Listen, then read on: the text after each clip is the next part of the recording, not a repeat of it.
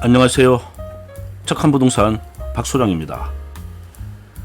요즘 귀촌, 귀농을 꿈꾸시며 시골 촌집이나 전원주택을 찾는 분들 참 많아졌습니다. 이제 나도 자연 속에서 여유롭게 한번 살아보고 싶다. 아니면 도시에서 벗어나 내 땅, 내 집을 한번 갖고 싶다. 이런 생각 한 번쯤은 다들 해보셨을 텐데요. 하지만 막상 집을 잘못 사면 그 낭만이 금방 현실의 고통으로 바뀌는 경우도 적지 않아 있습니다. 그래서 오늘은 제가 수년간 현장에서 겪은 경험과 실제 사례를 토대로 절대 사면 안 되는 전원주택, 시골집 5가지 유형을 진솔하게 말씀드리겠습니다. 아마 끝까지 시청해 주시면 분명히 시간과 돈을 아끼는 데 도움이 될 거라 확신합니다. 좋아요, 구독도 한번 눌러주시면 감사하겠습니다. 그럼 시작해 보겠습니다. 첫 번째, 외딴 나홀로 집은 피하셔야 합니다. 많은 분들께서 시골 생활을 꿈꾸실 때 사람 없는 조용한 데서 나만의 시간을 보내고 싶다, 이렇게 말씀하시곤 합니다. 그런데요, 막상 외딴 집에서 살아보신 분들은 하루 이틀은 조용해서 좋지만 일주일만 지나면 적막감이 무섭게 밀려온다고 하십니다. 자, 실제 사례 말씀드리겠습니다. 청송의 한 귀촌 부부는 60대 초반에 나홀로 언덕 위 촌집을 매입해서 이사를 하셨습니다. 처음엔 조망도 좋고 공기도 맑다며 만족하셨지만 문제는 겨울이었습니다. 폭설이 내리던 어느 날 차가 경사로에 미끄러져 도랑에 빠졌고 3일 동안 집 밖으로 나가지도 못했다고 합니다. 무엇보다도 밤엔 산짐승 울음소리에 잠도 설치고 가로등도 없어 밤길은 공포 그 자체였다고 합니다. 이후 결국 1년 만에 다시 집을 내놓으셨고 지금도 매수자가 없어 매물은 그대로 남아 있습니다. 조언을 드리면 적어도 민가가 한두 채라도 보이는 곳, 차량 접근이 원활한 곳, 겨울철 제설이 가능한 동네인지 꼭 확인을 하셔야 합니다. 두 번째, 북향집은 피하셔야 합니다. 시골에는 도시가스가 없는 곳이 많습니다. 그래서 대부분 기름 보일러나 화목 보일러를 쓰는데요. 햇볕이 잘 들어오는 방향 정말 중요합니다.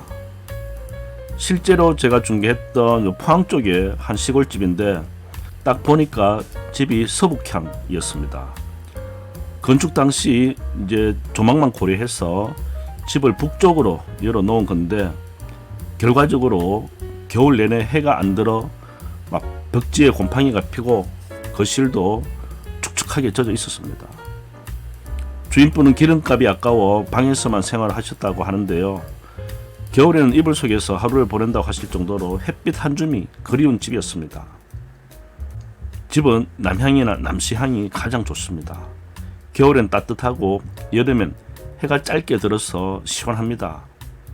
햇빛은 단순히 난방 문제를 넘어서 삶의 질을 좌우합니다.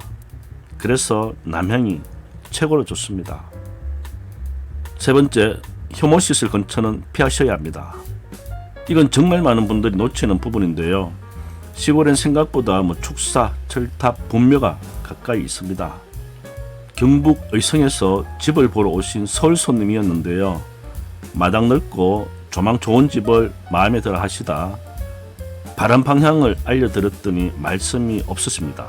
왜냐하면 약 한 200-300m 뒤에 그 돼지 축사가 있었습니다.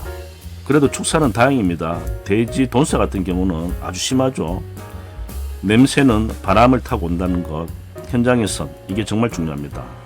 그리고 사모님들이 싫어하시는 거, 분묘. 막상 시골에 가보면은 가족묘, 개묘가 동네 아니면 또 집 앞에 많습니다.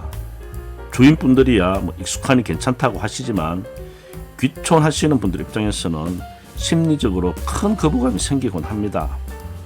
제가 매물로 받았던 전원주택도 상당히 좋았지만은 조망도 좋고 접근성도 좋았고, 하지만 뒤편 야산에 딱 눈에 보이는데 무덤이 한 2기 정도가 있었습니다.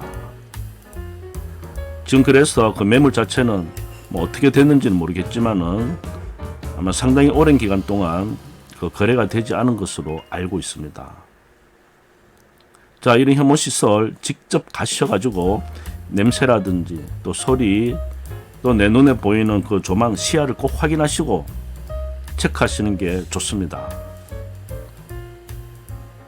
네 번째, 너무 고가이거나 독특한 집은 피하셔야 합니다.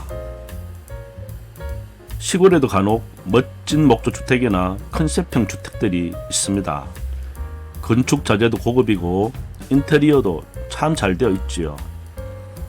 그런데 문제는 이런 집은 사실상 매수층 폭이 상당히 좁습니다. 제가 중개했던 경주 한 인근의 주택은 전체 외장과 내장을 흰옥기 목재로 마감한 고급 목재 주택이었습니다. 들어가면 은은한 향기까지 나고 거실 벽난로에 천정형 선풍기까지, 정말 일반인들이라면 한 번쯤 꼭 갖고 싶은 그런 목조 주택이랬습니다. 그런데 매물로 나온 지 2년이 넘도록 매수자가 없었습니다. 가성비를 중시하는 귀촌인들은 너무 비싸고, 또 도시 부자들은 굳이 또 시골 지역까지 들어올 이유가 없었던 거죠. 그래서 조언을 드리면 특별한 집보다는 그냥 평범한 구조, 또 누구나 관리할 수 있는 자재로 된 집이 오히려 잘 팔리고 수요층이 넓습니다. 팔릴 때까지 생각하고 기다리겠다, 이제 그런 말 절대 하지 마십시오. 골병됩니다. 다섯 번째, 지적도상 도로 접한 집인지 꼭 확인을 하십시오. 도로 부분 이게 정말 중요한데요. 집이 멀쩡해 보여도 지적도상 도로 접한이 안 돼 있으면 건축 허가 자체가 안 나올 수 있습니다. 예전 시골집이 모허가 미등길에서 은지리하게 아무리 잘 지어 놓아도 지적도상 도로에 접하지 않으면 향후 매매하기도 힘들고, 또 다시 신축할 때 건축 신고 허가가 안 될 수도 있습니다. 실제로 있었던 일인데요.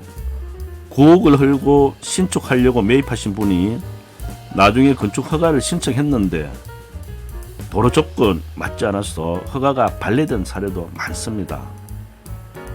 왜냐하면 집 앞이 실제로는 길처럼 보여주고 또 시멘트 포장이 다 되어 있지만은 지적도상 도로가 아니었던 거죠. 사도, 즉 사유지였던 거죠. 그래서 집을 구입하실 때 단순히 집만 보지 마시고요, 지적도 이런 부분까지 꼼꼼하게 체크를 확인하셔야 됩니다. 이런 문제점을 해결하려고 하면은 당연히 착한 부동산을 통해서 매매를 하게 되면은 그런 공적 정보 하나하나까지 다 봐드리고 다 신경을 쓰고 뭐가 문제인지 꼼꼼하게 다 체크를 해드립니다. 직거래 하신 분들 상당히 조심해야 될 부분이 바로 이 도로 문제가 되겠습니다. 자, 이렇게 절대 사면 안 되는 촌집과 전원주택 5가지 대해서 현실적인 예와 함께 말씀드렸습니다.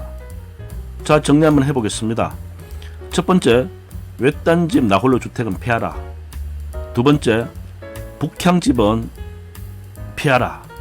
저는 참고로 동향집도 피하라고 말씀드리고 싶은데 제가 현재 살고 있는 집이 동향이라서 여름에 정말 덥습니다. 세 번째, 혐오시설 근처는 생활 스트레스가 상당히 큽니다. 네 번째, 고가주택은 되팔기 어렵다. 다섯 번째, 지적도상 도로 접합 여부는 반드시 확인하라. 귀촌이나 귀농, 전원생활은 한두 달간의 그런 체험이 아닙니다. 어떻게 보면은 본인 인생, 평생을 살아갈 공간이 될 것입니다. 좋은 집보다 나에게 맞는 집을 찾으시길 바라고요. 또 그리고 그 선택이 후회가 되지 않도록 오늘 영상이 여러분들께 작은 도움이 되시길 진심으로 바라겠습니다. 다음에도 전원생활과 부동산 정보로 진솔한 이야기 전해드리겠습니다. 시청해 주셔서 감사합니다.